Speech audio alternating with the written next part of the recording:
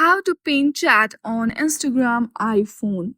If you own iPhone and you want to pin chat on Instagram DMs, then this video is for you. For that, first of all, make sure that you have updated version of Instagram application.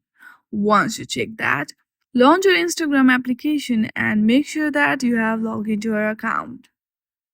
Once you are on the home page, from the top right you'll see chat icon. Simply tap on it and go through all of your DMs. From here, choose any user and choose any chat that you want to pin. If you press in that chat, then a pop-up will be seen.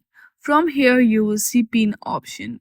If the pin option is not available, then that might be because of new updates.